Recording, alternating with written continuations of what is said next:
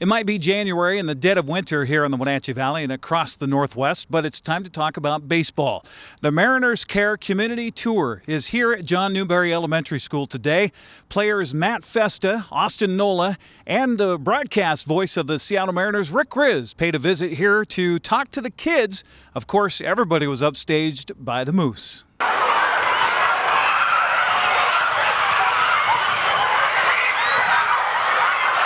Rick Rizzs says it's important to get the message of not just the Mariners, but baseball in general out to the youngsters here across the Northwest. We've got our young players a chance to reach out to the young, fans.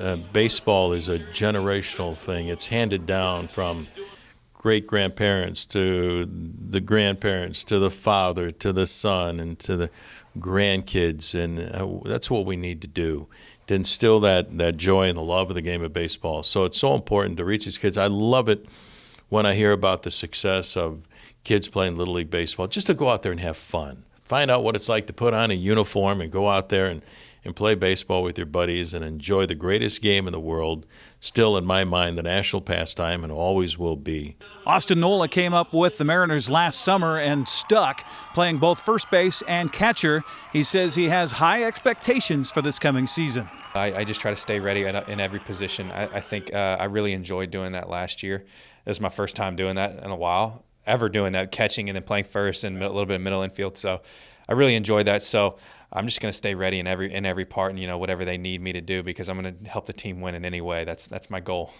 What's the hardest thing about making that step up, not just for catching, but for just going to the major league level?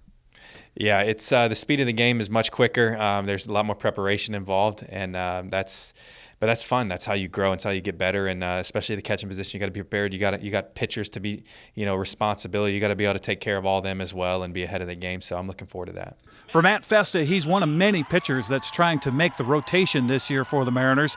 He says that this young group of athletes is ready to impress not just the Northwest, but all of Major League Baseball. My message to the rest of the fans and stuff like that is, just embrace the future, because we have so many young, talented guys. And I'm not even talking about myself. I mean, I love my teammates, and, the group that get called up in September out of AA, like, those are all my best friends that I came up with. To see them be so successful is just awesome, and I'm just pulling for everyone to just kind of click so that we can bring the city a championship.